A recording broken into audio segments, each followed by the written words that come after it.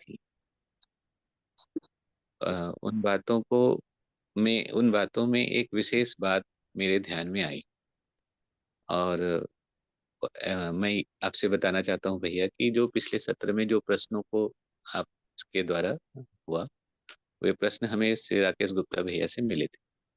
और उन्होंने ही हमें मतलब दिया था, और मुझे बहुत खुशी थी कि उन प्रश्नों पर हम आपके अभिव्यक्ति को देख पाए और उससे हमारे लिए अ, एक नया आयाम खुलेगा, ऐसा लगा था।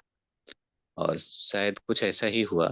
पिछले सत्र में जो बातें आई उसमें से मुझे एक बात जो बहुत अच्छे से स्पष्ट हुई कि हम समग्रता में से हमें देखने का अभ्यास नहीं है। जी। हमारा जो देखने का अभ्यास है वो व्यक्तिगत रूप से है या सामुदायिक रूप से है। इस प्रकार से अस्तित्व एक व्यवस्था है जिसमें से चतुर्थ अवस्था के रूप में ये ज्ञानावस्था है। और ज्ञानावस्था में से कुछ प्रकाशन है। उस प्रकार से अगर हम देखें तो उसका एक लक्ष्य स्पष्ट होता है, जिसको समाधान समृद्धि अभय सह अस्तित्व रूपी लक्ष्य के रूप में बाबा जी ने हमें बताया है।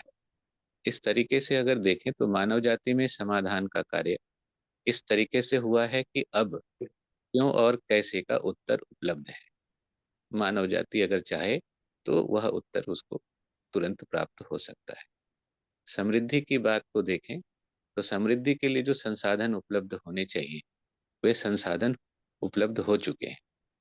इसका भाव का अभाव इसलिए है क्योंकि इसकी पहचान हमारे द्वारा अभी होना शेष है कि हमारी आवश्यकता क्या है और आवश्यकताओं के अनुसार जो वस्तुओं का जो आवर्तनशीलता है वह कैसे है। तो यह अभी भी देखना शेष है शायद, इसलिए समृद्धि के भाव से हम आज वंचित हैं। अभय के लिए भी जिस तरह से आपने बताया, तो एक तो वर्तमान में हम देखें तो हर कोई भय भयग्रस्त नहीं है, ऐसा तो देखने में नहीं आता। और शायद इसी के कारण से तमाम प्रकार के शोषण या जो भी बातें हैं वो देखने में भी आती हैं। तथापि अगर मानव जाति के संदर्भ से देखें तो अभय की स्थिति को इस रूप में अच्छे से पहचाना जा सकता है कि जो स्वीकृतियां पहले थी अब वे स्वीकृतियां उस प्रकार से तो नहीं है। अब हम किसी को मारने की बात नहीं कह सकते, उसको संवैधानिक रूप से नहीं स्वीकारा जा सकता। तो इस तरीके से देखा जाए तो समाधान समृद्धि अभय का कार्य तो संपन्न वो कई हद तक हो चुका है। सहअस्तित्व की बात करें तो सहअस्तित्व जो है वह सत्ता में संपृक्त प्रकृति के रूप में जो प्रमाण मानव जाति के द्वारा होने की आवश्यकता है वह कार्य अभी तो नजर नहीं आता। उस रूप में सदुपयोगिता सुरक्षा के साथ, तन मन धन की सदुपयोगिता सुरक्षा के साथ जो मानव जाति का अर्पण समर्पण होगा, ऐसा देखने में तो आज नहीं है। इसलिए सहअस्तित्व रूपी इस लक्ष्य को शायद आज नहीं देखा जा सकता। तथापि समाधान समृद्धि अभय रूपी लक्ष्य की पहचान तो हो चुकी है। समाधान समृद्धि का तो कार्य हो भी गया है। अभय का कार्य अभी शेष है, जो जिसके लिए एक बड़े समाज की जरूरत लगती है और वह आगे भावी होने वाला है। इतनी बातें इस रूप में समझ में आई कि विकल्प का स्वरूप भी अगर मध्यस्थ दर्शन से जब बाबा जी ने कहा है तो शायद विकल्प का स्वरूप इसी रूप में है। आज तक हम लोगों ने इंडिविजुअली देखा है, एक व्यक्तिगत रूप से ही किसी की पहचान। तो शायद अब वह देखने का जो नजरिया है, जो दृष्टिकोण है, उस दृष्टिकोण से मुक्त होकर समग्र दृष्टिकोण की आवश्यकता अब हमारे लिए है, जिसमें से जिसका धारक वाहक हर एक मानव है। और इस रूप में अगर हम देखें तो ये लक्ष्यों की बात या दर्शन में से जो प्रस्तावित हैं उन बातों की गहराई में समझ में आ सकती हैं।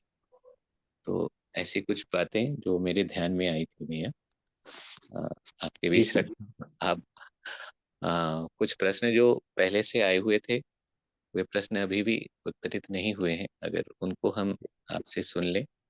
और पिछले दिन की चर्चा में से दो प्रश्न मुख्य रूप से स्पष्ट उभर कर आए हैं। एक तो समृद्धि को लेकर के जो आपने बात रखी है, तो लेकिन समृद्धि के बारे में जब बात करें तो अभी जितनी भी वस्तुएं हमारे द्वारा तैयार हुई हैं वो अधिकतम अनस्तित्ववादी है।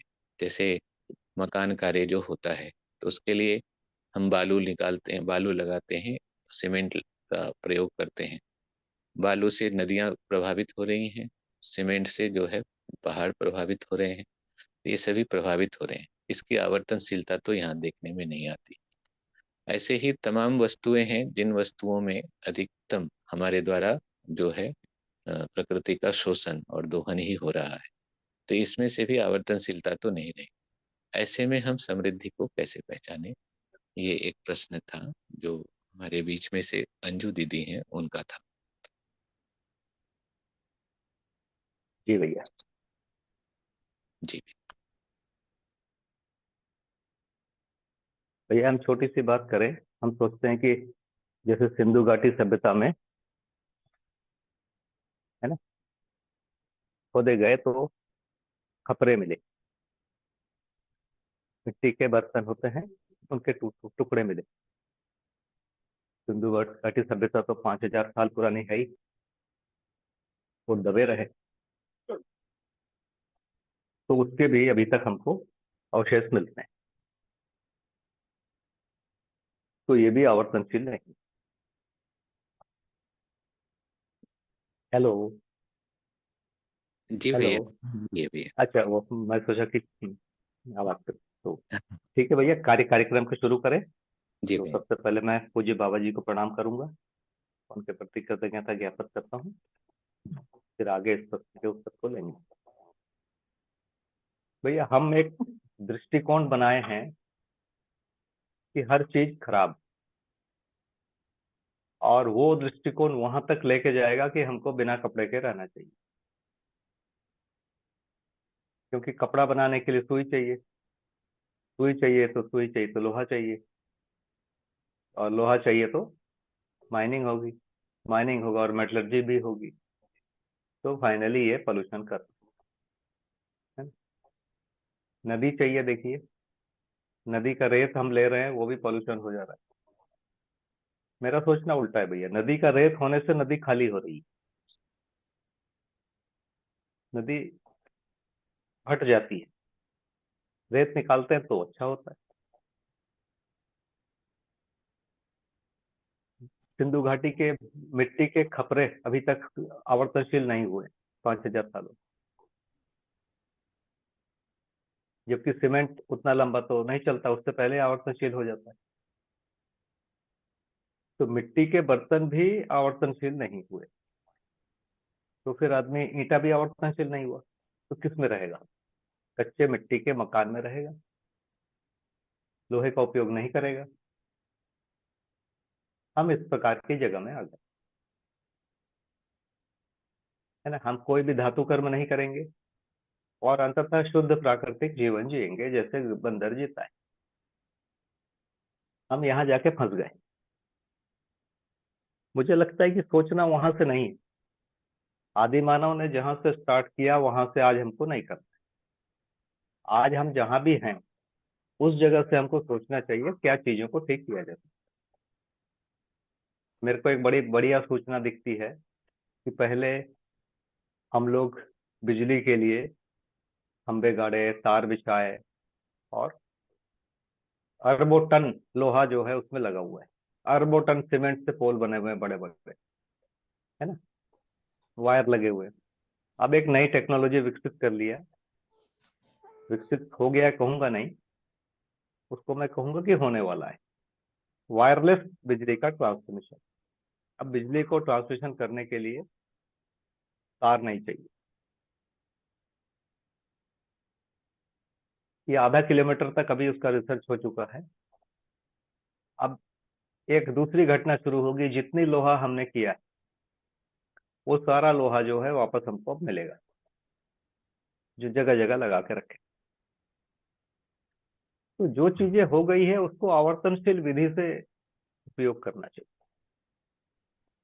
देखिए धरती में सबसे अधिक पाया जाने वाला वस्तु क्या है? सिलिका, रेत, है ना, उसी से अभी इन्होंने चिप्स बना लिए, जो सोलर वाले, सबसे अधिक पाया जाता है। उसके बाद शायद एल्यूमिनियम है ना, उसके बाद शायद कैल्शियम, उसके बाद शायद लोहा है चौथे नंबर। तो मानव सभ्यता की अपन विकास को देखेंगे ना, लोहा आने के बाद सभ्यता शायद 100 गुनी तेजी से बढ़ी। 100 गुना। आप कल्पना करिए, लोहे के बिना या धातु के बिना पेड़ काटना कितना वर्ष लगेगा। पत्थर से पेड़ काटेंगे, है ना। खेत बनाएंगे, उसमें कितना साल लगेगा।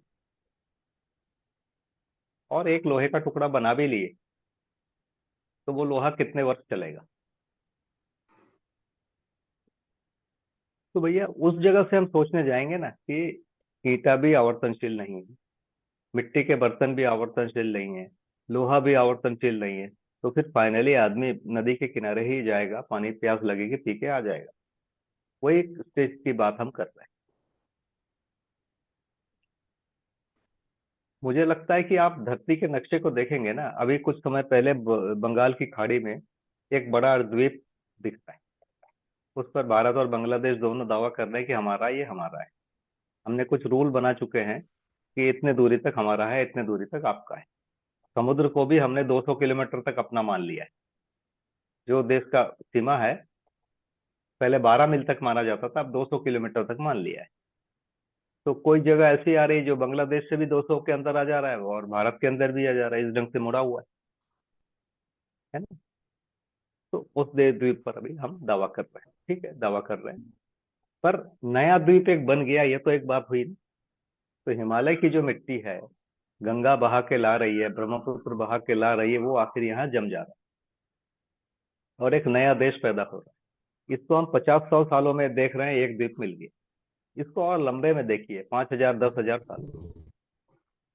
तो बहुत सारे नए द्वीप इस जगह पर बनेंगे और हो सकता है ये अपना जो मेन लैंड है उससे जुड़ जाए। तो धीरे धीरे धरती का शेप बदल रहा है। जो भी बरसात का पानी गिर रहा है, वो पानी बह रहा है, बहते समय कुछ मिट्टी को ले जा रहा है, मिट्टी को ले जाने के साथ वो समुद्र में ले जा रहा है। जितने पेड़ पौधे हैं उसमें पोटाश एक अनिवार्य भाग होता है, ये तो विज्ञान ने सिद्ध किया है। ये पोटाश पानी में घुल के समुद्र में पहुंच रहा है, नमक के साथ होता है। यदि आप नमक को मोटे तौर पे हम कहते हैं कि सोडियम क्लोराइड, जो सही नहीं है। आप अभी इंटरनेट सर्च करके देखिए, नमक में सोडियम क्लोराइड।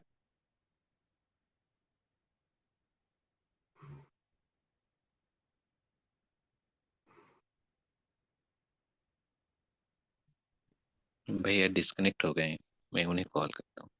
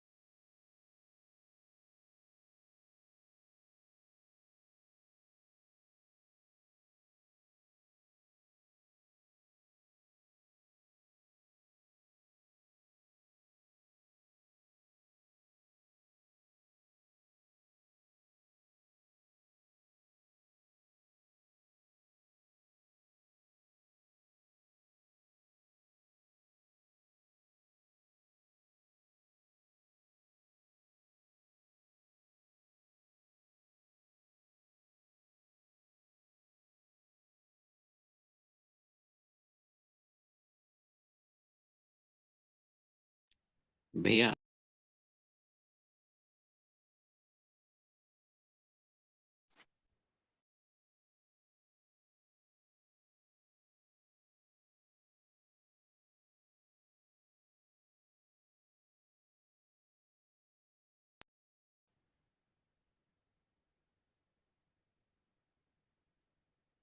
हेलो। जी भैया, आवाज आ रही है। जी जी जी जी, है ना। तो ये मैं कह रहा था कि यहाँ से पूरे जो तत्व हैं, पोटेशियम, सोडियम, यहीं धरती से बह के समुद्र में जाता है नदियों के द्वारा। और उसी विधि में किसी ने उसी में से नमक को ट्रेस किया। नमक अपने आप में एक मिश्रण है पोटेशियम क्लोराइड का, सोडियम क्लोराइड का, मैग्नीशियम क्लोराइड का, कैल्शियम क्लोराइड का। ज्यादातर ये क्लोराइड जो है ये पानी में घुल के समुद्र में चले जाते हैं। और इन क्लोराइड में सबसे ज्यादा घुलनशील है या पानी को पकड़ने वाला है पोटेशियम क्लोराइड। तो एक व्यक्ति ने क्या किया, जो नमक है उसमें थोड़ा सा पानी डाला, बहुत थोड़ा। तो उसमें सबसे पहले पोटेशियम क्लोराइड घुल गया। उसके बाद उसको अलग कर लिया, उस पानी को उसको सुखा लिया, वो पोटाश।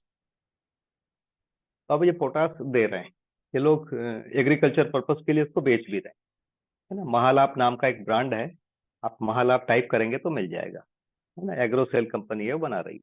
मैं उसका प्लांट भी देख के आया। ये तो आवर्तनशील हो गया ना अब। तो आज से 15 साल 10 साल पहले हम मानते थे कि पोटाश डालना माने हम अनावर्तनशील प्रक्रिया में जा रहे हैं। अब उसी को हम आवर्तनशील कहेंगे, क्योंकि पोटाश समुद्र में जा कहाँ से रहा है, यहीं से तो जा रहा है। जो पेड़ पौधा मर रहा है, गल रहा है, सूख रहा है, सड़ के अंततः वो अलग टुकड़े टुकड़े हो जा रहा है, उसमें से ये सब पोटाश और ये सब घुल के वापस समुद्र में चला जाता है। तो अंततः पूरा धरती आवर्तनशील ही है ना। तो बाबा जी लिख के रखें कि मिट्टी पत्थर जो है मणि धातु में बदलते रहते हैं। मिट्टी पत्थर में बदलते रहता है, पत्थर मिट्टी में बदलते रहता है। जैसे रेत क्या है, पत्थर ही जो है वो टुकड़े टुकड़े होकर पानी के प्रभाव से, उसमें से पानी बहता है तो उसके टुकड़े होते रहते हैं। और कुछ सालों में वही पत्थर रेत के बहुत छोटे कणों में बदल जाता है। और वही रेत हम अभी कोई भी मिट्टी को देखेंगे तो मिट्टी में किसी में 50, किसी में 40, किसी में 30% रेत मिलेगा ही मिलेगा, है ना। एकदम चिकनी मिट्टी को छोड़ दो, जो शायद 1-2% धरती पे होगी। तो धरती का जो संरचना हुआ है इस पर एक नजर आप डालेंगे तो आपको आश्चर्य होगा भाई। देखिए क्या है, थोड़ा सा केमिस्ट्री जैसा लगेगा, शायद वो आपको बोरिंग भी हो, लेकिन इसको सुनेंगे तो आपको लगेगा कि वाकई में धरती ने कितना परिश्रम किया है। जैसे बाबा जी ने लिखा है, पदार्थावस्था धन श्रम बराबर प्राणावस्था। कैसे लिखा है, जैसे मान लीजिए सूरज अभी ठंडा हुआ होगा, तो सूरज में अभी दो ही चीजें हैं, हाइड्रोजन है और हीलियम है, और चीजें हैं नहीं। जैसे जैसे ठंडा होगा तो वही अंशों से अलग अलग प्रकार के परमाणु बनते जाएंगे। और जब भारी परमाणु बनेंगे, जैसे लोहा है या कैल्शियम है ना, या सिलिका है, ये सब थोड़े भारी हैं। ये होने से धरती फिर ठोस होगी, हल्के वाले से तो ठोस होगी नहीं, है ना। नाइट्रोजन बन जाएगा, ऑक्सीजन बन जाएगा, क्लोरीन बन जाएगा, तो धरती ठोस नहीं होगी, गैस रूप में रहेगी।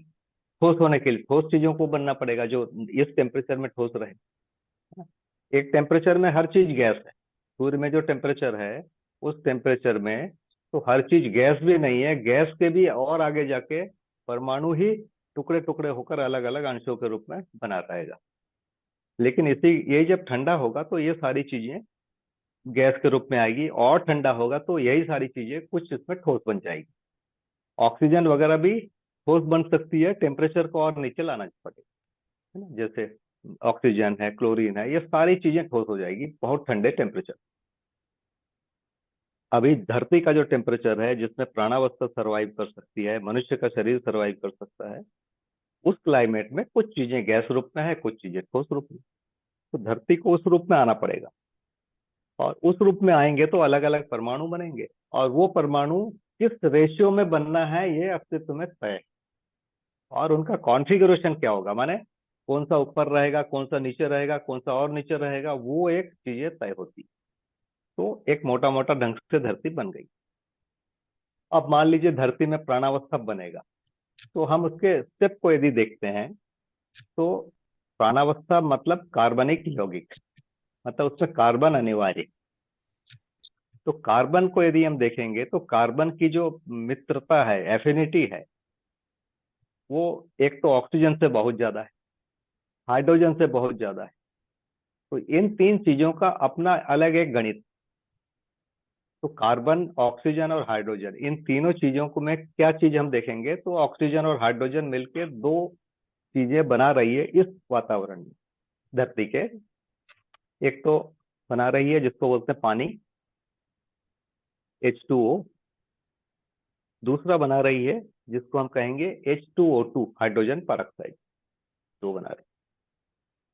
वैसे ही ऑक्सीजन और कार्बन मिला के दो चीजें यहां बना रही है, कार्बन डाइऑक्साइड और कार्बन मोनोऑक्साइड। कार्बन मोनोऑक्साइड फिर से यदि ऑक्सीजन से क्रिया करता है, जलता है, तो फिर से कार्बन डाइऑक्साइड बना। तो कार्बन डाइऑक्साइड ज्यादा स्थिर प्रोडक्ट है ना, कार्बन स्थिर नहीं है। बहुत जल्दी कार्बन हवा से क्रिया करके कार्बन मोनोऑक्साइड बनाता है, फिर वही कार्बन मोनोऑक्साइड फिर से क्रिया करके कार्बन डाइऑक्साइड बनाता है। तो इनसे दो प्रोडक्ट इस वातावरण में दिख रहे हैं। कार्बन और हाइड्रोजन मिला के बहुत सारी चीजें होती है जो अपने को स्कूल में पढ़ाया जाता है ना, मीथेन, इथेन, प्रोपेन, ऐसा करके होता है, मेथिलीन, एथिलीन करके है, एसिटिलीन वगैरह भी एक एक ग्रुप है ना, इसमें तीन ग्रुप बना, ऐसे इसको हाइड्रोकार्बन कह रहे हैं। इन दोनों से बन रहा। अब जब ये तीनों मिलते हैं, हाइड्रोजन, ऑक्सीजन, कार्बन, तो बहुत सारी चीजें बनती है।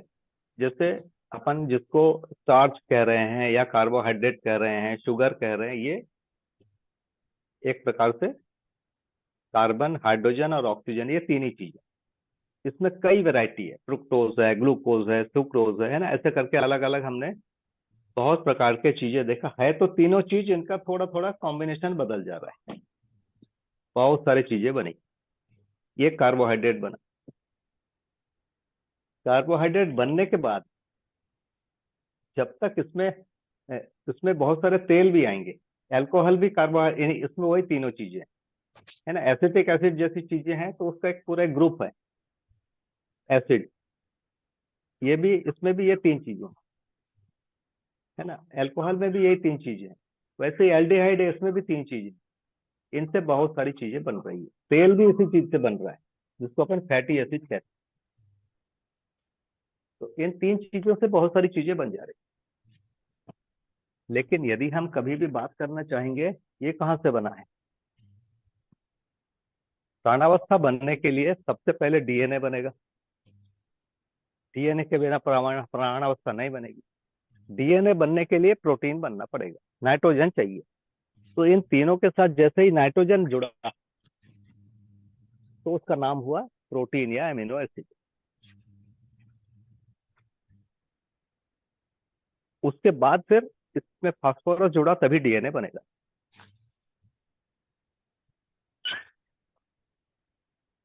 तो फास्फोरस जुड़ा, फिर डीएनए बना। अब सोचिए फास्फोरस कैसे जुड़ा हो। तो धरती में इतने सारे जो तत्व बन गए, ये तत्व बनने के बाद अब ये तत्व इतने बारीकी से बिखर गए पूरे धरती पर।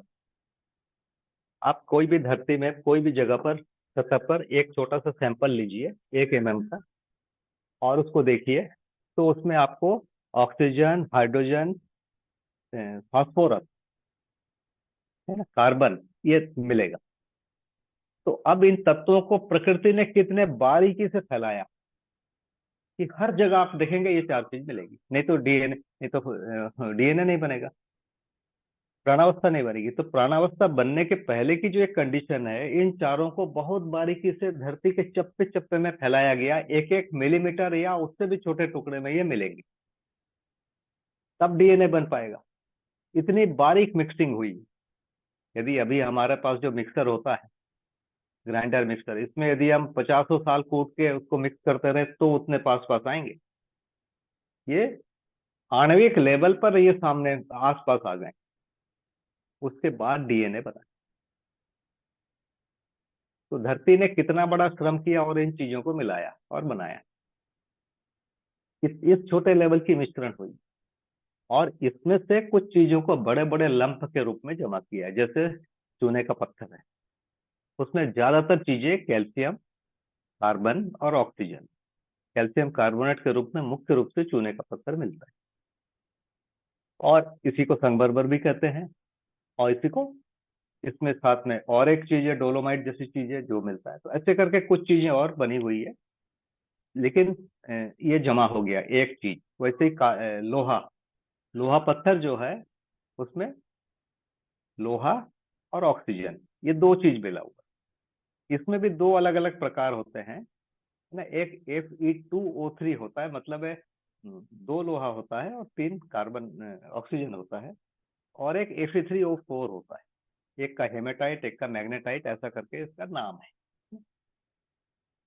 तो अब धरती में केवल यही दो चीज है, और इसके साथ कुछ मिट्टी पत्थर और चीजें मिश्रण रूप में रहती है। यौगिक का बड़ा भाग यही है और दूसरे यौगिक का मिश्रण होता है। तो अभी जो हम माइन करते हैं उसमें 70 80 90% तक प्योरिटी का, मतलब यदि 1 किलो लेंगे तो उसमें 900 ग्राम या 800 ग्राम हेमेटाइट या मैग्नेटाइट मिलेगा, तभी उसको हम प्योर करते हैं। यदि और हम छोटे जगह पर लेंगे तो लोहा हर जगह मिलेगा, इस कदर मिक्सिंग हुई है। कैल्शियम हर कदर मिले, हर जगह मिलेगा, ऐसी मिक्सिंग होकर रखी हुई। तो मिक्सिंग करने के लिए धरती में कई बार तूफान आए, भूकंप आए, और ये चीजें पास आई और हवा चला, है ना। और ये क्रम में सब पास आए और हुआ। तो धरती में मानव या प्राणावस्था आने के पहले एक भयंकर बड़ी ऐसी घटना होना ही जरूरी, ताकि धरती की सतह बने और सतह में इन जो तत्वों का मिश्रण हो और बहुत होमोजीनियस मिश्रण बनेगा। ये पूरी प्रक्रिया बनी। तो धरती बनने की एक प्रक्रिया है, और कुछ प्रक्रिया आज भी चालू है। जैसे मैंने बोला कि बांग्लादेश में एक द्वीप बन गया है, बांग्लादेश और बंगाल की खाड़ी में। तो ये लगातार ये प्रक्रिया चल रही है। कुछ मिट्टी हमेशा समुद्र में जा रही है, सोडियम पोटेशियम ये सब यहाँ से समुद्र में जा रहे हैं, समुद्र ठोस होता जा रहा है। यहाँ का कोई जगह ऊंचा है वो गड्ढा होता जा रहा है, क्योंकि पानी ऊंचाई से आ रहा है नीचे में। तो धरती का शेप भी बहुत तेजी से बदल रहा है। आज हम इसको आंखों से देखेंगे तो दिखेगा नहीं, लेकिन इसको अपन 1000 या 5 5 हजार साल के इसमें यदि फोटो लेंगे धरती का, अभी जैसे वैज्ञानिकों ने किया है एक अनुमान वाला, तो धरती बहुत तेजी से बदलती हुई दिख रही। तो ये प्रक्रिया अनवरत एक चालू है, और इसकी तुलना में मानव का जो शरीर यात्रा है बहुत ही छोटा है ना। 100 साल का, 125 साल का, 80 साल का, ये। और ये जो प्रक्रिया है ये शायद उससे तो 100 गुना ज्यादा है ना। ये 10 10 मतलब 100 गुना।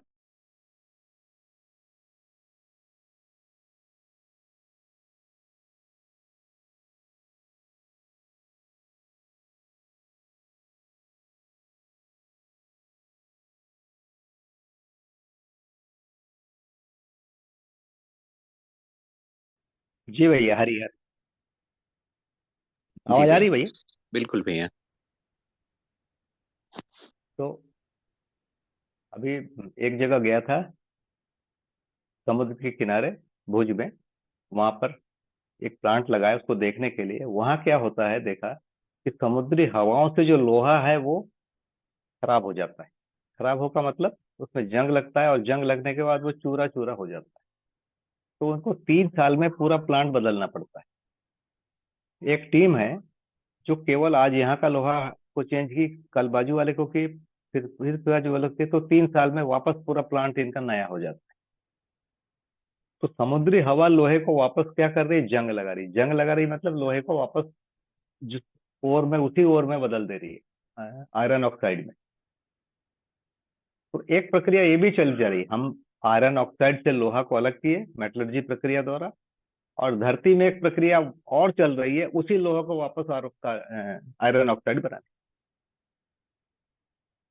तो एक प्रक्रिया चल रही है, और वो भी बहुत ताकत से चल रही है। समुद्र के किनारे वो बहुत फास्ट है, यहाँ पर हमारे वो क्रिया थोड़ी कम।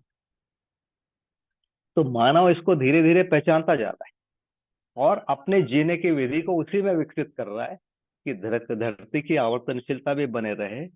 क्योंकि मनुष्य के शरीर की आयु छोटी है, उसकी तुलना में ये सारी चीजें बहुत ही छोटी। तो ये धीरे धीरे धीरे धीरे जमा होते जा रहे हैं, और उसके हिसाब से हम टेक्नोलॉजी भी बना पा रहे हैं। टेक्नोलॉजी का मतलब वही है कि उसमें से हम अपने काम की चीजों को ले लें। तो अभी हो सकता है बहुत सारी चीजें खराब है। खराब का मतलब है लंबा आवर्तनशील, लंबे विधि से आवर्तनशील होगा। लंबे समय में। जैसे मैंने बताया, सिंधु घाटी में खपरे मिले, मतलब खपरे 5,000 साल में आवर्तनशील नहीं हो रहे, है ना, ईंटें नहीं हो रहे, तो फिर आदमी रहेगा कैसे भाई? पानी किसमें पिएगा? बर्तन कैसे बनाएगा? आप धातु को भी खराब कह रहे हो, है ना, कांच को भी मतलब हर चीज को खराब ही कहोगे तो कैसे चलेगा? तो जैसे ही आज हम एक जगह में पहुंचे हैं, उसको हमने पहचाना, इससे और धीरे धीरे चीजों को मानव जाति पहचानती रहेगी, और ये प्रक्रिया हो सकता है 5,000, 10,000, 50,000 साल और चले, और हम वहां तक पहुंचेंगे। तो ये प्रक्रिया चल रही है, हमने बहुत चीजों को पा लिया है, बहुत थोड़ी सी चीजें बची है। सबसे बड़ा जो चीज है अभी ईंधन में बचा हुआ, बाकी हम वहां पर पा लिए। तो हम उस जगह सोचने लगते हैं जो संभव नहीं है, और उसके बाद फिर हम वो निष्कर्ष में आते हैं कि हम जी नहीं सकते, जबकि हम जी ही रहे हैं। या हम अपने जीने को जस्टिफाइड करने के लिए इस प्रकार के उदाहरण और तर्कों को ले रहे हैं, क्योंकि मैं अब जीना नहीं चाहता। तो मैं गलती कर रहा हूँ, सब गलती कर रहे हैं, मैं क्या करूं? अब कोई सही हो ही नहीं सकता। हम उस तर्क में पहुंच जाते हैं। हमको सोचने के तरीके को बदलने की जरूरत है, कि मुझे लगता है कि हमने, मानव जाति ने यहाँ तक किया है, और इसके बाद धीरे धीरे यहाँ से हम पीछे जाएंगे। एक प्रयोग है, उसको पायरोलिसिस कहते हैं, हिंदी में उसको भंजक आसवन कहते हैं।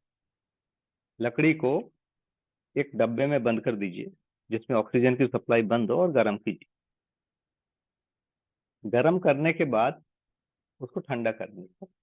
बहुत सारी चीजें मिलती है उसमें, पेट्रोलियम जैसी भी एक चीज मिलती है ना। जब हम पढ़ते थे तो हमको 8वीं 9वीं की पुस्तकों में इसको पढ़ाया गया। अभी इसी विधि से करते हैं, अभी लकड़ी को कर रहे हैं, हमारे यहाँ कुछ काम चल रहा है, जो बम्बू इंडस्ट्री है हमारी, गणेश भैया ने जो बनाया है, उसमें हम कर रहे हैं इन चीजों को। तो उसमें टार मिल रहा है, मैंने डामर, जो अभी पेट्रोलियम प्रोडक्ट, विनेगर मिल रहा है, टर्पेंटाइन ऑयल मिल रहा है, और ऐसे उसको और ज्यादा बारीकी से देखेंगे तो उसमें बहुत सारी चीजें मिल रही है जो पेट्रोलियम प्रोडक्ट है पूरी। तो जमीन से जो पेट्रोलियम निकलता है, उसमें तो एक भाग पेट्रोल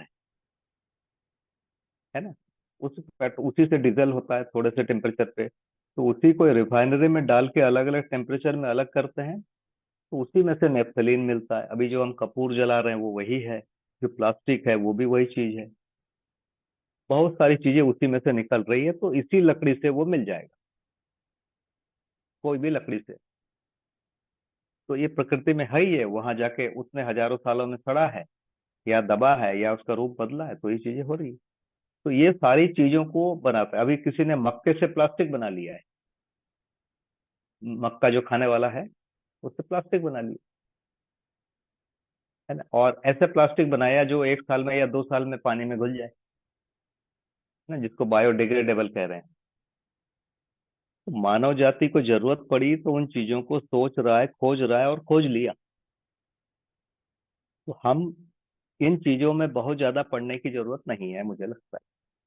अभी जब हम मानव तीर्थ आए, तो हमने सोचा कैसे मकान बनाए, तो मिट्टी के मकान बनाते हैं। मैं मिट्टी के मकान बना के परेशान हुआ हूँ, मैं किया हूँ काम उसमें। उसमें चूहा खोद देता है ना, और बहुत सारी चीजें। तो बाबा जी ने बोला कि देखो, अभी जो टेक्नोलॉजी है उसी विधि से बनाओ, बाद में शोध होता रहेगा। अभी इसी को यदि आप करने जाओगे तो आपका मुख्य काम फिर मकान बनाना हो जाएगा। आप फिर दर्शन को समझने और समझाने वाले काम में नहीं जुड़ सकते। तो प्राथमिकता अपनी तय करनी होती है कि हम आज किसको करें। तो हम लोगों ने प्राथमिकता इस ढंग से तय कर लिया कि पहले इस काम को करें। फिर भी पहले हम लोग यहाँ पर आए तो 18,000 पहले पेड़ लगाए, 7 तालाब बनाए।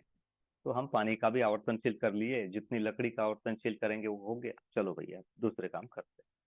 अभी भी पेड़ लगा रहे हैं, उसको बंद नहीं किए हैं। तो जो आवर्तनशीलता बनाए रखने का एक भाग हम कर ही रहे हैं, और उसके साथ जीने के मॉडल में भी काम कर रहे हैं। इस प्रकार की वस्तुओं का कम उपयोग करें, ये भी सोच सकते हैं। तो जीने की विधि को विकसित करना पड़ेगा। हम उसको मुख्य कार्यक्रम ले लिए और कुछ नहीं करेंगे तो नहीं हो पाए। तो भैया मेरा ये रिक्वेस्ट है। हाँ, बहुत बढ़िया भैया। मुझे बार बार लग रहा था कि इसका नियंत्रण बिंदु क्या होगा, कैसे इसको देखेंगे।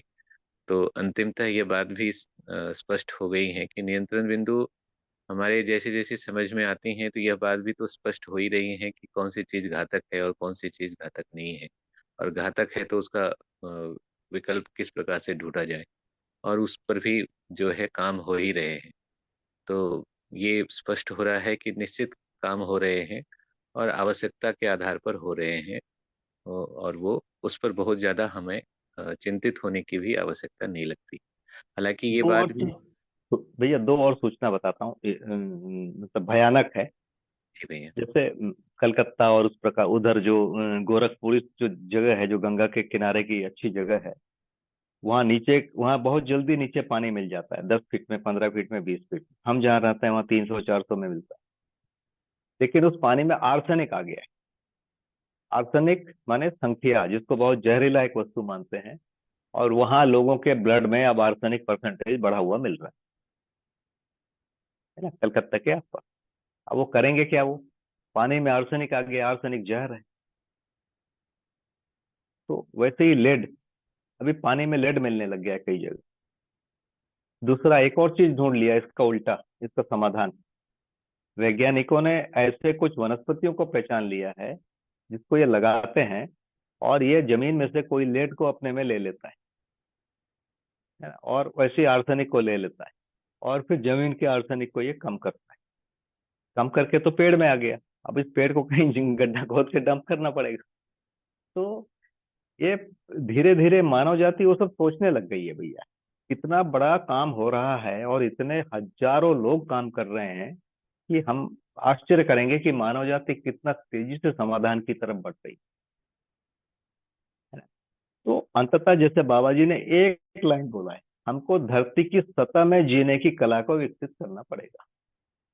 तो पानी सबसे अच्छा कौन सा है? नदियों का पानी या तालाब का पानी सबसे अच्छा। थोड़ा सा नीचे जाते हैं कुएं का पानी, उसके बाद मतलब 5 10 15 फीट। मुझे अच्छे से याद है जब हम गांव में जाते थे, तो गांव में कुएं के पानी से दाल नहीं पकती, तो तालाब का पानी लाना पड़ता। अब उस कुआं तो 50 फीट या 30 फीट होता था, अब 300 फीट नीचे से पानी आता है, उसमें भी दाल पक रही है, प्रेशर कुकर में डाल के हाई टेम्परेचर हाई प्रेशर में पका दे रहे हैं। क्या? जी तो भैया। उस समय लोगों ने कोई एक चीज को पाया था, तो फाइनली हमको उस तरफ जाना है कि धरती की सतह पे जीना है। माने धरती की सतह पर पानी का कलेक्शन होगा, वाटर बॉडी बड़ी बड़ी बनानी पड़ेगी, है ना। तो बहुत ज्यादा बड़ी वाटर बॉडी बनने से भी प्रॉब्लम है कि आसपास पूरा सीपेज होते रहता है, तो उसके लिए जगह बनाने पड़ेंगे। तो मुझे खुद याद है हमारे गांव में 100 तालाब थे, 100, है ना। तो लोगों ने बनाया था, और तो भी वहां पानी का प्रॉब्लम होता था। तो कुछ सीमा तक उन्होंने सॉल्व कर लिया। तो अब हमारे पास बड़ी बड़ी टेक्नोलॉजी आ गई है, समझ आ गया है। तो शायद धरती को फिर से अरेंज करना पड़ेगा, है ना। और ये अरेंज में बहुत मेहनत नहीं लगेगी। तो तालाब का पानी पियेंगे तो बहुत सारे रोग ठीक है, नदी का पानी पियेंगे तो बहुत सारे रोग ठीक है। जैसे ही हम बोर का पानी पीते हैं, आप बोर का पानी का चेक कराइए ना, टीडीएस। टीडीएस मतलब होता है टोटल डिजोल्व सॉलिड, जो उसमें पत्थर घुले हुए हैं। उसको आप उबाल के देखिए, नीचे आपको सफेद पत्थर मिलेगा। अब बोलते हैं, अभी नेचुरोपैथ बोलते हैं रोज 5 लीटर पानी पियो भैया। 5 लीटर पानी पी रहे हैं मतलब अपन 50 ग्राम पत्थर खा रहे हैं। तो पत्थर पेट में चला गया तो पचाएगा कहाँ से वो? पाचन शक्ति की ऐसी की तैसी हो गई। उसको पचाने के लिए पेट ज्यादा एसिड पैदा करता है। उसके बाद बोलते हैं एसिडिटी हो रही है। अब फिर आरओ लगाओ, आरओ पूरे अच्छे मिनरल को निकाल दिया, तो यार मिनरल मिलाओ। मतलब हम फंसते जा रहे हैं, है ना। तो धरती की सतह पर जीने वाली कला को विकसित करना होगा। उसके बावजूद कहीं कहीं पर धरती का पानी, ऊपर की सतह के पानी में भी प्रॉब्लम रहेगा। तो उस जगह को छोड़ देना पड़ेगा, भैया ये आदमी के रहने लायक जगह नहीं, है ना। तो ऐसी बहुत सारी चीजें होना बचा है भैया। हम उधर जा ही नहीं पा रहे हैं, अभी हम आपस में झगड़ रहे हैं। एक देश दूसरे देश की जासूसी करने में पूरी ताकत लगाया हुआ है। एक आदमी दूसरे आदमी की जासूसी कर रहा है। इसमें हमने पूरी ताकत लगा के रखी है, हमने माने मानव जाति। अभी वो मुद्दे ही नहीं है भैया। कुछ बहुत बड़ा वर्ग 0.001%, माने 1,000 में या 10,000 में एक आदमी अभी ऐसे चीजों को सोच रहा है, और उनको लोग साइंटिस्ट बोलते हैं या पागल बोलते हैं और छोड़ देते हैं, है ना। जो लोग खराब कर रहे हैं, धरती को बिगाड़ रहे हैं, वो कहते हैं हम मुख्य धारा वाले। ये हाल है। तो फिर भी आप पिछले 200 सालों को देखेंगे तो एक बहुत बड़ा वर्ग, कम से कम 1,000 गुना आदमी इस प्रकार के धरती को बचाने वाले शोध में लग गया है। और चिल्लाने वाले तो और हो गए, हालांकि चिल्लाने वाले ही मेरे ख्याल से ज्यादा बिगाड़ रहे हैं, है ना? वो बिगाड़ने के काम में लगे हैं लेकिन चिल्ला भी रहे। तो प्रॉब्लम कहाँ पर है? मानव जाति गलतियां कर रही है और उसको पहचान भी रही है। देखिए आप एंटीबायोटिक का इतिहास देखिए। एंटीबायोटिक बना, पेनिसिलिन आया, पेनिसिलिन ने चमत्कार कर दिए, बहुत सारे रोग जो ठीक नहीं हो रहे थे उसको ठीक किया, आदमी बचा। कुछ समय के बाद पता चला कि नहीं भैया, इससे बहुत ज्यादा साइड इफेक्ट है, इसमें ये रोग पैदा हो। तो फिर दूसरी जनरेशन का पेनिसिलिन एंटीबायोटिक आया, फिर तीसरी जनरेशन का आया, अभी मैं सुनता हूँ चौथा या पांचवा जनरेशन का एंटीबायोटिक चल। अब फिर एंटीबायोटिक देने के पहले डॉक्टर बोल पूछता है कि भैया अब तो आपको एंटीबायोटिक देना पड़ेगा, दे दे? आप हाँ बोलेंगे तभी देगा। तो एथिकल जगह पर भी अब पूछ के देना है यहाँ पर। तो चीजों को आप देखेंगे बहुत तेजी से चीजें बदल रही है। आदमी का अवेयरनेस स्पीड बहुत हाई हो गया है ना। तो हम समाधान की दिशा में बढ़ रहे हैं इस विश्वास के साथ, हमारे जीने में जो है जरूरत वो करेंगे। और बहुत बड़ा जो कारण है भोग मानसिकता। अब मेरे को पत्थर चाहिए, पत्थर के बाद फिर संगमरमर चाहिए, फिर इटालियन संगमरमर चाहिए, यहाँ तक हम पहुंच जा रहे हैं। तो धीरे धीरे चीजें उस तरफ बढ़ती जा रही। यदि हम भोग मानसिकता से हटते हैं तो बाबा जी ने एक लाइन बोला है, आपको सबको याद होगा। आवश्यकता है मनुष्य की, आवश्यकता के बाद दो लाइन हो जाता है। एक लाइन होता है आवश्यकता से सुविधा, सुविधा से भोग, भोग से बहुभोग अति भोग, माने ये ह्रास की गति। दूसरा है आवश्यकता, आवश्यकता से उपयोग, सदुपयोग, प्रयोजन, ये दूसरा रास्ता। जैसे घर में हम सोचते हैं कि पानी चाहिए, पानी के लिए भैया कुएं से पानी लाओ। फिर बोले भैया अब हमारा समय बहुत खराब हो रहा है कुएं जाने में, एक पंप लगा दो। एक पंप लगा के बटन दबा के हम बिजली से पानी ले आ रहे हैं। फिर बोले देखो भैया रात में पानी की जरूरत है तो कैसे पंप चलाएंगे, तो घर के ऊपर एक टंकी बना दो, उसमें पानी जमा रहेगा, जब मर्जी तब। तो नल में पानी आ गया। अब बोले नल में पानी, भैया घर में 3 बाथरूम है, तीनों बाथरूम में भी पाइप लगा दो। उसके बाद यार पानी ठंडा हो जाता है और गर्मी में गर्म हो जाता है। तो यार उसमें एक ऐसा सिस्टम लगाओ कि गर्मी में हमको ठंडा पानी मिले और ठंडी में गर्म पानी मिले। तो उसके साथ और एक सिस्टम लगा दो। अब ये क्या है?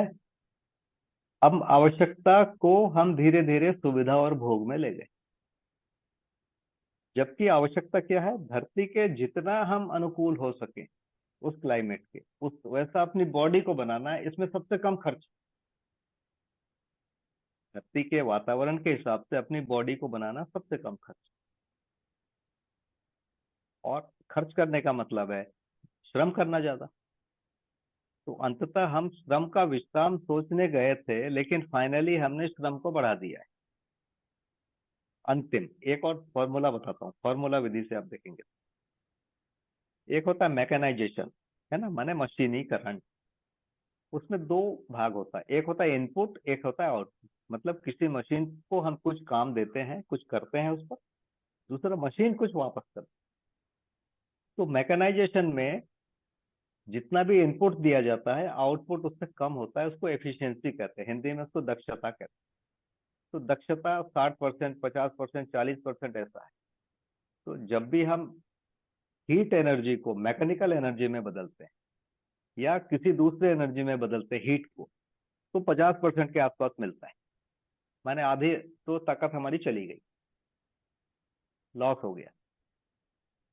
इलेक्ट्रिकल चीजों में हमको 90, 95, 98 ये सब मिलता है। इलेक्ट्रॉनिक्स में हमको 99 मिलने लगे, है ना। कम वोल्टेज और कम करंट में जब काम करते हैं तो एफिशिएंसी ज्यादा मिलती है। तो क्या है, हम एक स्टेप का मैकेनाइजेशन किए, मान लो 70% हमारा लॉस हुआ, वो जो प्रोडक्ट मिला उसका हमने सेकंड स्टेप पे यदि हम मैकेनाइजेशन किए तो उसका 70% मिला, मतलब लगभग 49% हमारी एफिशिएंसी आई, मतलब जितना हमने ताकत लगाया उसका आधा अब हमको आउटपुट मिल रहा है। तीसरे स्टेज का यदि मैकेनाइजेशन किए तो क्या हुआ, और उसका 5-7 लगभग 35-34% हमको आउटपुट मिला। तो जितना ज्यादा मैकेनाइजेशन है जितने स्टेप में, उतना ज्यादा हमारा लॉस। तो मैकेनाइजेशन वहीं करना पड़ेगा जहां जरूरी है ना, ये एक फॉर्मूला निकल के आता है। तो मैकेनाइजेशन के, और ये जो लॉस है माने एनर्जी का लॉस है। एनर्जी पहले मानव का श्रम था, फिर पशु का श्रम हुआ, फिर फाइनली फॉसिल फ्यूल हुआ। जब से फॉसिल फ्यूल माने कोयला, पेट्रोलियम, इन चीजों को जब हम एनर्जी में उपयोग करने लगे तो फिर पॉल्यूशन आया। अब जो है लोग सोच रहे हैं कि विंड मिल को कर लें या कहीं पर सोलर को कर लें, इस ढंग से लग रहे हैं। अभी भी ये सब बहुत घाटे के सौदे। एक सोलर सेल जितना बिजली पूरी जिंदगी में देता है, उसके निर्माण में उससे अधिक ईंधन लग रहा है। तो ये सब अंततः एफिशिएंसी की दृष्टि से ये सब नीचे की चीज है ना। तो ये सब सूचनाएं हैं भैया। हेलो। जी भैया, बहुत सुंदर। है ना, तो ये सब सूचनाएं, बहुत सारे नेगेटिव सूचनाएं है ना। उसको सुनने के बाद हम वहीं जाएंगे कि यार हमारा जीना, धरती में जीना संभव नहीं। तो प्राकृतिक नियम में जीना एक आदमी के बस की बात नहीं है, पूरा समाज या पूरा मानव समाज मिलके करेगा। लेकिन सामाजिक नियम में जीना एक आदमी की सीमा में बहुत अधिक है, एक परिवार की सीमा में थोड़ा और अधिक है, एक गांव की सीमा में और अधिक है, ऐसा होता जाएगा। और यदि बौद्धिक नियम में जीने की बात है तो एक आदमी के पास 100% कैपेसिटी। मैं असंग्रह करूंगा या नहीं करूंगा, मैं स्नेह करूंगा या द्वेष करूंगा, मेरे हाथ में।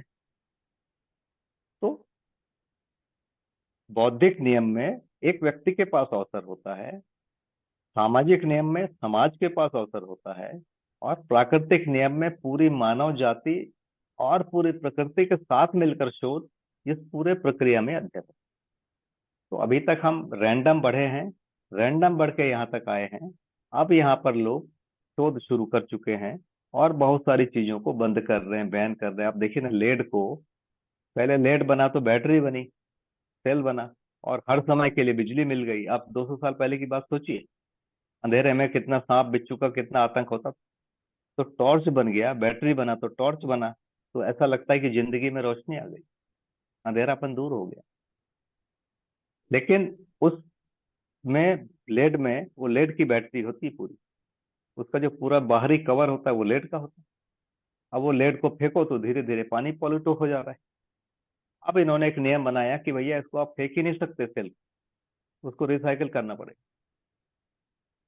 तो अपन टॉर्च के बैटरी को फेंक देते हैं अभी सामान्य रूप से, पर वो नियम से विरुद्ध है ये। तो आपका बैटरी खत्म हो गया तो उसको आप रिसाइकिल करने के लिए दीजिए, कोई जगह है जो ले लेता है और उसको रिसाइकिल करता है। तो रिसाइकिल में 99% या 98% रिकवरी हो जा रही है। नहीं तो जमीन में हम फेंक देंगे तो वो लेट जाके पानी में मिल जाएगा और सारे बड़े रोग पैदा करेगा। तो 200 साल पहले वही लेड वरदान हुआ, आज सबसे बड़ा पॉल्यूशन है लेड, सबसे ज्यादा लेड पॉइजनिंग सबसे अधिक चल रहा है। तो मानव जाति ने एक समय एक चीज को पहचाना, उसको उपयोग किया, उसके बाद प्रॉब्लम आया, उसके बाद फिर उसको फिर नियंत्रित करने की चीज सोचा, उसका दूसरा उपयोग सोचा।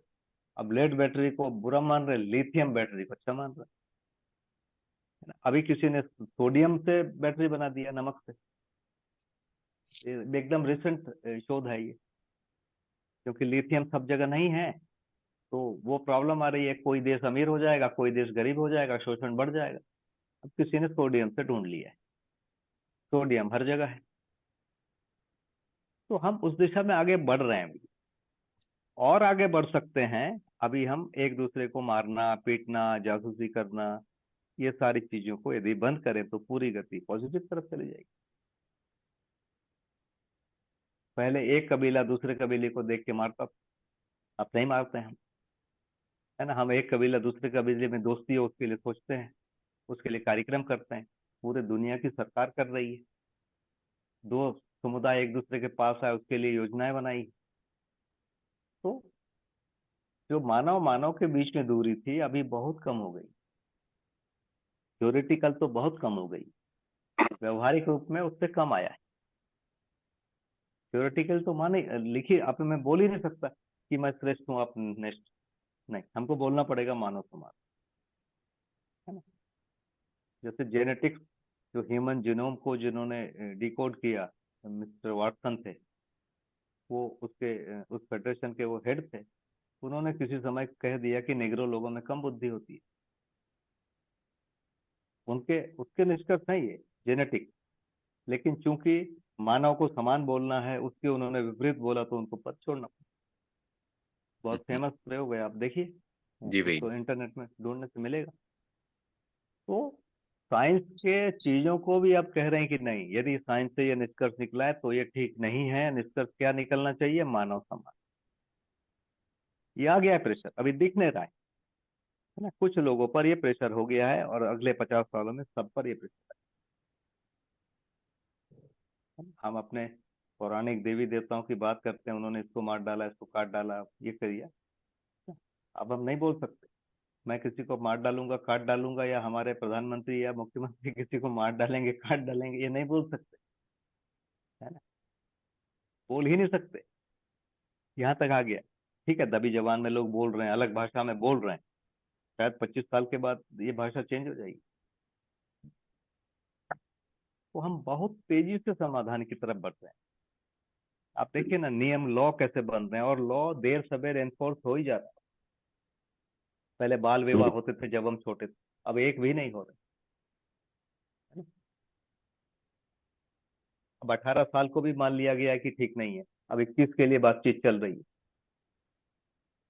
तो लॉ बनता है। ऐसे धूम्रपान पहले सड़कों में खूब होता था, अब कानून बन गए। अब सड़कों में दिखते नहीं, यदि कोई दिखता है तो आप बहुत प्यार से बोल सकते हैं, तो बोलते हैं हाँ भैया गलती हो गई, वो फेंक देते। तो मानव जाति को समझ में आया कि ये गलत है, ये गलत है। उसके बाद फिर उन्होंने उसको, ज्यादा लोगों को समझ में आया तो लॉ बना। लॉ बना तो फिर लॉ को मानने की बात आई, लॉ को मानने वाला सभ्य कहलाया, लॉ को नहीं मानने वाला असभ्य कहलाया। फिर एक नया संस्कृति बनने लगा। तो अवेयरनेस या जागरूकता या समझदारी जैसे जैसे बढ़ रही है उसका एक प्रभाव बढ़ रहा। हाँ, इसमें से कुछ लोग थोड़े आगे होंगे, कोई थोड़ा पीछे होगा, कोई थोड़ा और पीछे होगा, हो सकता है इसमें 5-10 लेयर भी हो।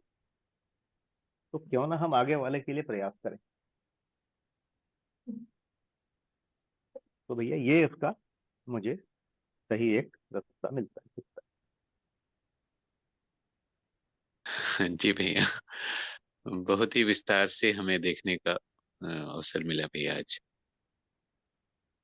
दो बातें मेरे ध्यान में जो आई हैं, एक तो सम, हमें उपयोग, सदुपयोग, प्रयोजनशीलता की तरफ जाना है, या सुविधा भोग और बहुभोग की तरफ जाना है।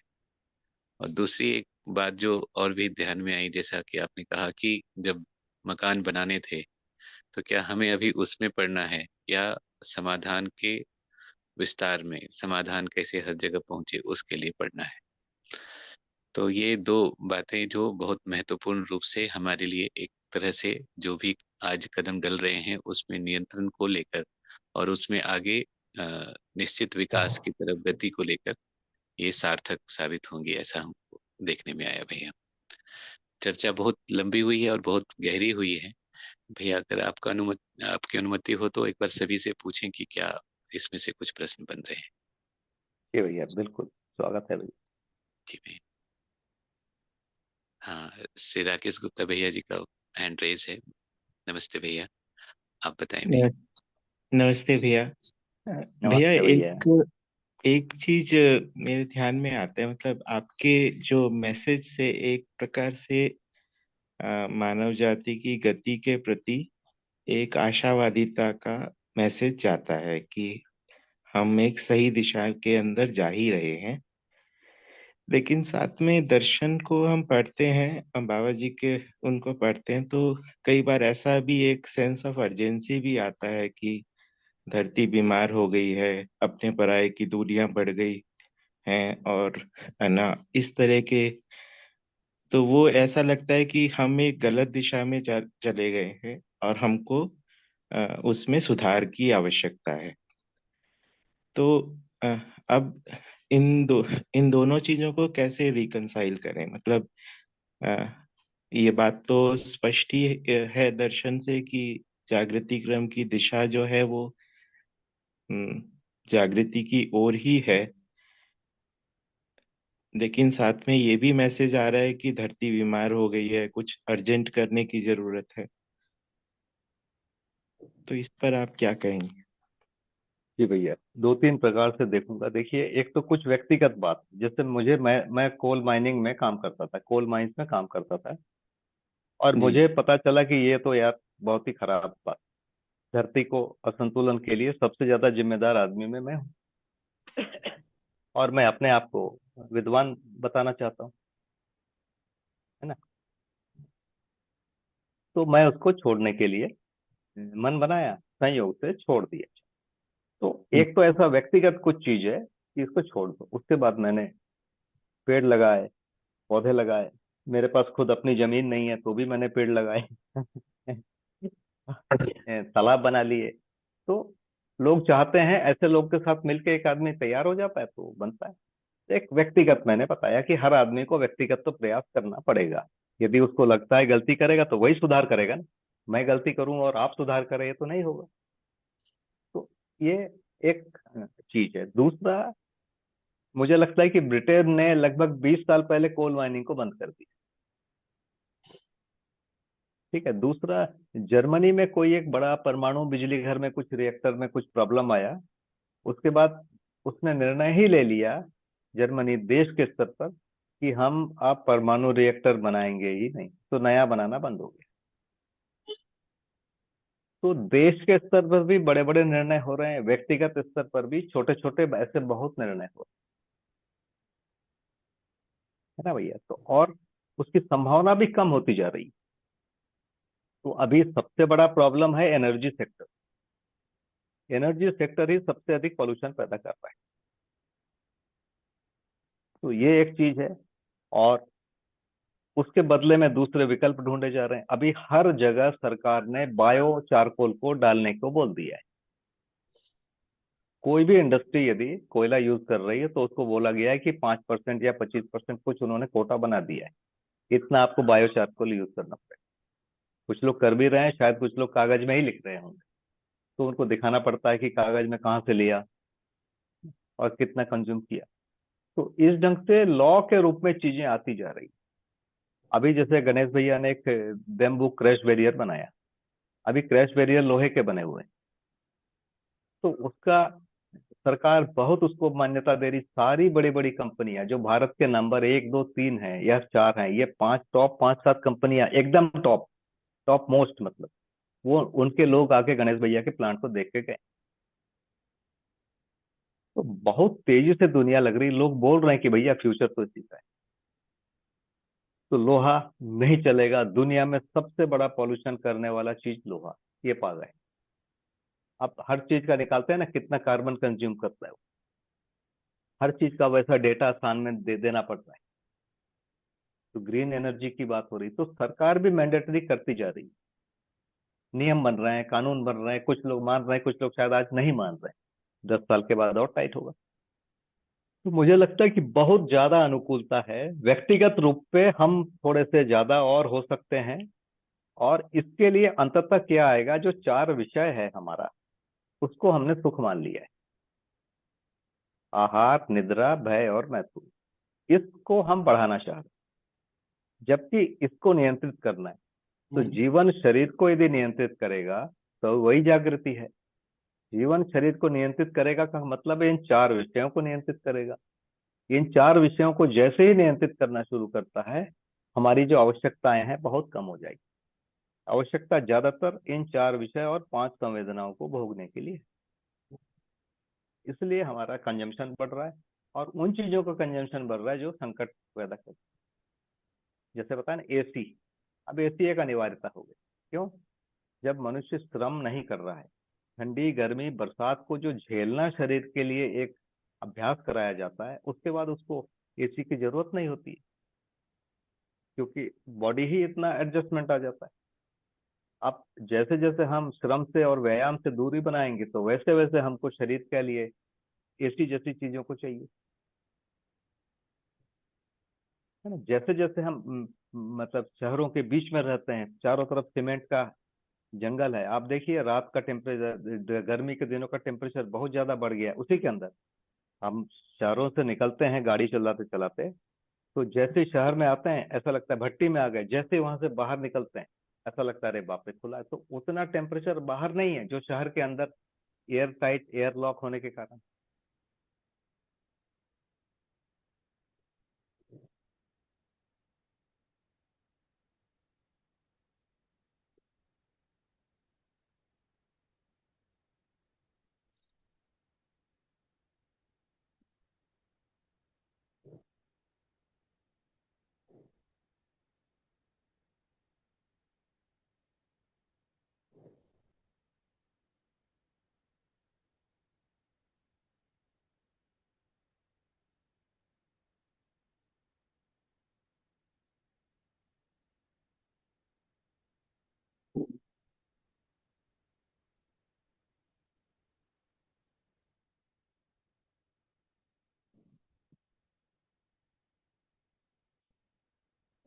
तो कहाँ पर बात जा रही थी मेरे? 4 विषय को हाँ, जीवन जैसे तो नियंत्रित अंततः हाँ भैया, तो 4 विषय को ही हम जब पूजा करने लग गए हैं, इनको पूरा करना लक्ष्य मान रहे हैं और इनको बढ़ाना लक्ष्य मान रहे हैं, यहाँ से पूरी विसंगति पैदा हो रही, जो मेन पॉइंट है। तो बाबा जी जो बोल रहे हैं जीवन ज्ञान, जीवन ज्ञान से समझ में ये आ जाएगा कि 4 विषय लक्ष्य नहीं है। 4 विषय से बड़ा, अभी जो सभ्यता है वो 5 संवेदनाओं में गई, 4 विषय को एक प्रकार से भोग करने का तरीका है। तो इन दोनों से व्यवस्था नहीं बनने वाली, इस व्यवधि से समाज नहीं बनेगा। तो 4 विषय यदि सामाजिक नियम में जाता है, जैसे स्वधन, स्वनारी, स्वपुरुष, दयापूर्ण कार्य, ये वास्तव में 4 विषय का नियंत्रण है। आहार का नियंत्रण एक प्रकार से स्वधन है। स्वनारी स्वपुरुष का नियंत्रण जो है वो रूप में मैथुन का नियंत्रण है ना। पर पीड़ा का नियंत्रण, ये जो अपन दयापूर्ण कार्य कर रहे हैं, ये भय का नियंत्रण है। तो ये जो 4 विषय है, इसी के नियंत्रण का स्वरूप का एक नाम है सामाजिक नियम। इसको फर्दर और आगे नियंत्रण का नाम है 3 एषणा। वही स्वधन जाके वित्तेषणा में कन्वर्ट हुआ, स्वनारी स्वपुरुष आगे जाके पुत्रेषणा में कन्वर्ट हुआ, और दयापूर्ण कार्य आगे जाके लोकेषणा में पहुंचा। तो ये 4 विषय के नियंत्रण का ही नाम है अलग अलग। तो अंततः सभ्यता का मतलब क्या है? 4 विषय का नियंत्रण करना। 4 विषय का नियंत्रण करके सामाजिक नियम में आ जाना, ये बन गया तो तीनों एषणाओं में आ जाना, ये बन गया तो लोकेषणा में आ जाना, ये बन गया तो प्रामाणिकता में आ जाना। मैंने प्रामाणिकता में आ जाने का मतलब क्या है? जितना चाहिए एग्जैक्ट उतना ही कर रहे हैं, उससे ज्यादा नहीं कर। तो ये यहाँ तक की यात्रा है।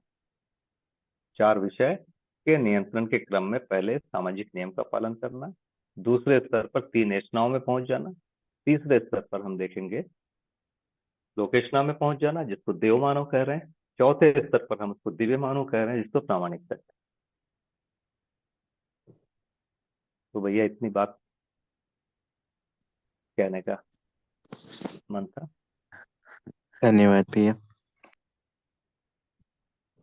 जी भैया, बहुत जबरदस्त हो गया। एक सूत्र मुझे याद आ रहा है भैया, समाज शास्त्र में था कि गठन पूर्णता के अनंतर जीवन, क्रिया पूर्णता के अनंतर अखंड समाज, और आचरण पूर्णता के अनंतर प्रामाणिकता। तो उसका प्रामाणिकता का स्वरूप क्या है, यह भी आपके कहने से मुझे बहुत बढ़िया से क्लिक हुआ। तो इस तरीके से हम जो है स्वधन स्वनारी स्वपुरुष का फैलाव कहाँ कैसे प्रामाणिक तक जाती हैं, यह भी स्पष्ट हुआ।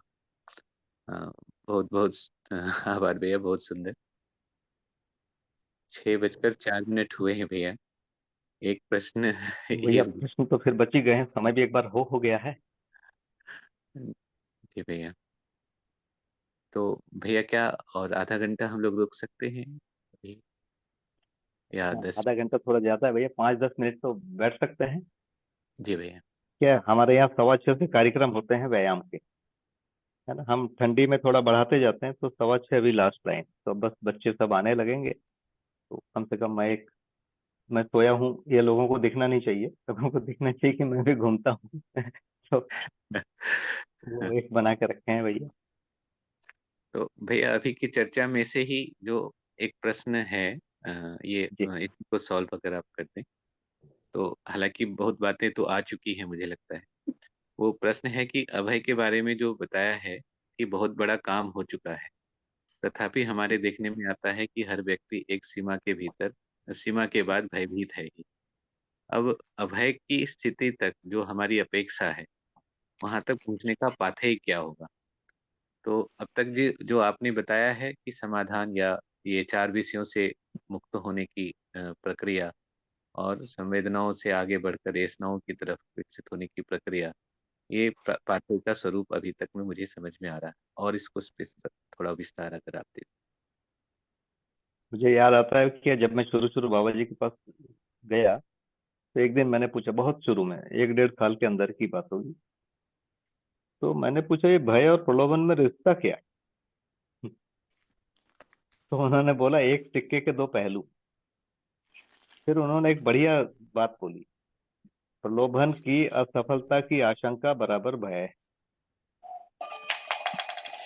मेरा ये प्रलोभन पूरा नहीं होगा, यही भय।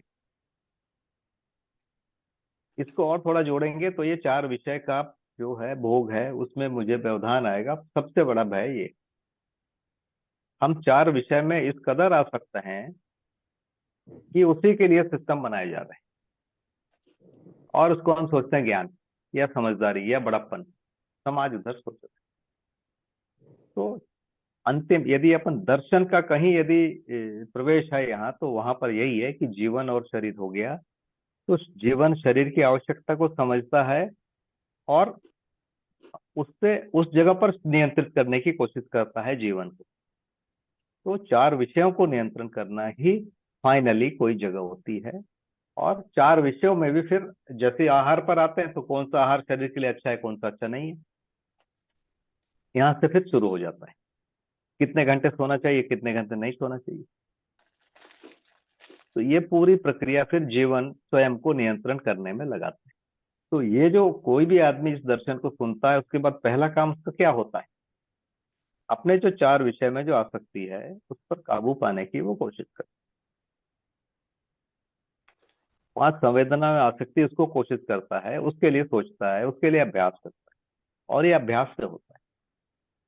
हमने दर्शन को सुना और नियंत्रण हो गया, ऐसा कभी भी नहीं। तो इसका भैया है, जिसको हम बोल रहे हैं वो यही 4 विषय में जो आसक्ति है वो प्रलोभन है। वो प्रलोभन मिलेगा नहीं, वो भय। सूक्ष्म रूप में उतना ही। अभी खाना खाने नहीं मिलेगा, मुझे नहीं लगता लोगों को लगता है, उसका भय नहीं है ना। कपड़े नहीं मिलेंगे, ये नहीं लगता है मुझे, वैसे कपड़े नहीं मिलेंगे ब्रांडेड, उसका। और इसके अलावा और भी इसके साथ भोग सामग्री बढ़ती जा रही, दूरदर्शन, दूरगमन, दूर श्रवण की चीजों की बढ़ती जा रही। दूर श्रवण में भी छोटा मोबाइल अब बहुत सस्ता हो गया भैया। पहले बात करना कितना महंगा था, 25-30 साल की पहले की बात करूं, जैसे ये 20 साल पहले की बात, जैसे मोबाइल है बहुत कॉस्टली। अब तो फ्री में बात कर रहे हैं ना। अब एक बार का एक मंथली दो, 100 रुपया 200 रुपया जो भी लगता है, और उसमें आप 24 घंटे बात करें। तो ये कितना सस्ता हो गया। तो वास्तव में जो है वो 4 विषय का ही ज्यादा है। सामान्य आवश्यकता का भय लगभग खत्म हो चुका है। हम जिस समाज में रहते हैं, अभी भारत सरकार बोलती है 80 करोड़ लोगों को मुफ्त भोजन दे रहे हैं। डेटा में थोड़ा मैनिपुलेशन होगा, 5%, 10%, 15, 80 करोड़ नहीं, 50 करोड़ तो है ही है भैया।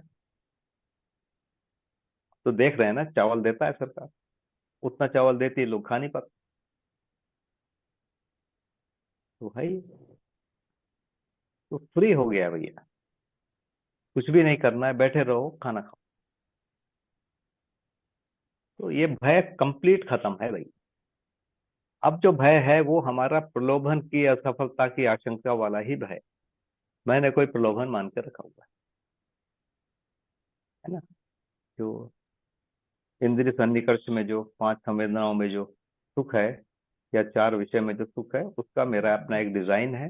वो डिजाइन पूरा नहीं होगा, वो भय है वास्तव में। जी भैया, मेरे को तो इतना समझ। बिल्कुल भैया, बहुत स्पष्ट हुआ।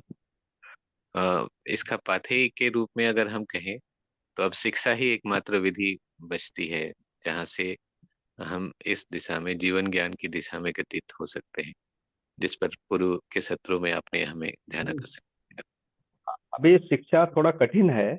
लोक शिक्षा, अभी हम लोग जो बात किया, ये लोक शिक्षा कहलाएगा, ये थोड़ा सरल है। और इससे ज्यादा इम्पैक्ट है परिवार व्यवस्था में हम जो जीते, उसका बच्चों पर सीधा सीधा असर होता है।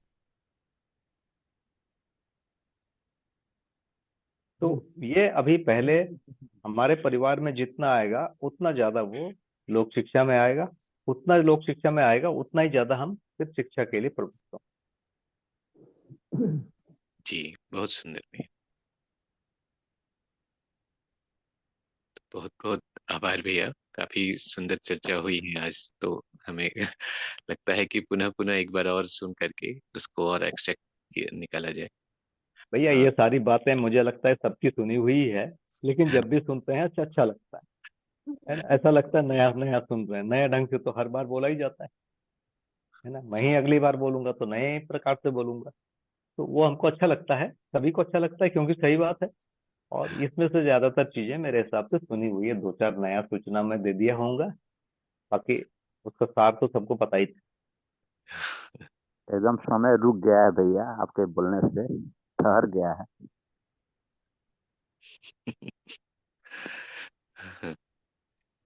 तो हाँ, 1 घंटे में भैया ये जो दर्शन का है ना, एक सार मिल गया है ना। बहुत हमको लगता है कि 1 घंटे में अगर ये चीज मिल जाती है ना, तो ये पूरे जीवन के लिए बहुत बढ़िया हो रहा है, आसान हो रहा है।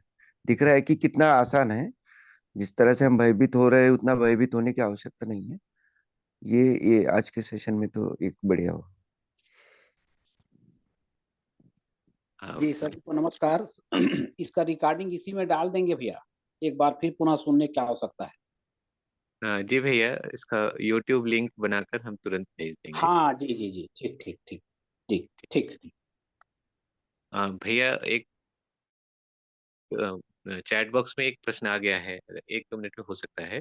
वो निद्रा पे कम बात हुई है 4 विषयों में, इसको थोड़ा स्पष्ट करें सरकार। भैया, निद्रा तो एक स्वाभाविक रूप से हम सोते ही हैं, लेकिन अब और ज्यादा सोना है उसके लिए लोग नींद की दवाई खाते हैं, भांग खाते हैं, गांजा पीते हैं, तो सोते हैं, है ना। तो ये एक है। दूसरा एक और विधि है, जैसे कोई उत्तेजक चीज खाते हैं ताकि कुछ समय तक भारी उत्तेजना आ जाती है, हम ऐसा लगता है बहुत तेज एक्टिव हो गए, उसके बाद निढाल हो जाते हैं, फिर सोते हैं। तो ये दोनों विधि से मनुष्य जाति उन द्रव्यों को पहचान ली है, किस विधि से नींद आती है ना, डायरेक्टली, और किस विधि से इनडायरेक्टली नींद आती है। उन दोनों का प्रयोग करते हैं आदमी सोने के लिए, है ना। तो सोने की क्वालिटी बढ़ाने के लिए, अच्छा, जितना आदमी गलती करता है उतना नींद कम आता है। मतलब मनुष्य जो गलती करता है अंततः उसको कचोटता रहता है, कचोटता रहता है, तो उसके लिए उसको नींद में जाने की जरूरत होती है, नींद आती नहीं है। तो उसके लिए इस प्रकार के जो ड्रग्स हैं, है ना, गांजा भांग और अभी जो मॉडर्न जो कुछ ड्रग्स आ गए हैं, उनका प्रयोग होता है। और दूसरा, जो उत्तेजक जो शराब वगैरह चीजें हैं, जो थोड़े समय के लिए उत्तेजना लाती है, उसके बाद निढाल करती है, उनका भी उपयोग होता है। तो निद्रा विषय के रूप में इस प्रकार से, निद्रा शरीर के लिए आवश्यक है। एक समय के बाद हम उसको सुख का स्रोत मान लेते हैं, आज छुट्टी है, सोऊंगा। सोऊंगा माने सोने में मुझे मजा आ रहा है, ये है। ये फिर हम विषय की तरफ चले गए, और उसको भी सेट करके देखना पड़ेगा कितना सोने की जरूरत है। उससे ज्यादा सोने पर आलस आता है, सारा दिन आलस बना रहता है। उससे कम सोने पर भी दिन भर नींद बना रहता है। तो अपने शरीर को पहचानने की भी एक जरूरत है। निद्रा के बारे में भैया टेक्निकल चीजें तो इतनी ही है, सारी चीजें अभ्यास में लाना होता है। और हमारे यहाँ कुछ अभ्यास बन गए हैं। जैसे कोई भी आप जाएंगे ना, एक सोने का समय होता है, कहीं एक उठने का समय होता है, तो उसके बीच में सोना है। और वो समय मतलब ऐसा माना जाता है कि युवावस्था में आदमी होता है, उसको 8 घंटे के आसपास सोना चाहिए। या 8 घंटा मैक्सिमम है, 7.5। फिर धीरे धीरे थोड़ी आयु बढ़ती तो 7 से 6 तक आता है। कुछ लोग 5.5 5 तक भी चले जाता है, रेयर लोग हैं ये। तो इस बीच में शरीर स्वस्थ रहता है। फिर इस पर भी डिपेंड करता है कि हम कौन सा काम करते हैं, किस प्रकार का हमारा कार्य है ना, कितना शारीरिक श्रम है, ये भी है। तो ये भी एक फैक्टर है। भोजन का भी एक रोल होता है, किस प्रकार का भोजन करते हैं। तो धीरे धीरे जब हम अपने आप पर ध्यान देते हैं ना भैया, तो सारी चीजों पर ध्यान जाता है। तो ये भी एक सभ्यता ही है। ज्यादा सोना किसी भी सभ्यता में अच्छा नहीं माना गया मेरे हिसाब से। ज्यादा सोना अच्छा माना ही नहीं जाता। और हमारी सभ्यता तो ब्रह्म मुहूर्त में उठने को बोलती है, माने सूर्योदय के 2 घंटा पहले उठना है आपको। तो इसको बहुत अच्छा माना गया। इतनी बात है भैया इससे जुड़ी। भैया तो समय तो ज्यादा हो गया है भैया। जो प्रश्न रह गए हैं वो अगले सप्ताह देखेंगे, ऐसा लगता है। ठीक है भैया, बहुत बहुत धन्यवाद भैया, बहुत बहुत आभार। भैया सभी को नमस्ते। आप लोगों ने मुझे बहुत भाव दिया, मेरी बातों को बहुत ध्यान से सुना, मुझे सम्मान दिया, इसके लिए बहुत बहुत धन्यवाद भैया। नमस्ते भैया, हरिहर हरिहर। हरिहर भैया, हरिहर। सबको हरिहर, सबको प्रणाम। सभी को नमस्ते प्रणाम। भैया, सभी को नमस्ते, सभी को प्रणाम। प्रणाम भैया। नमस्ते।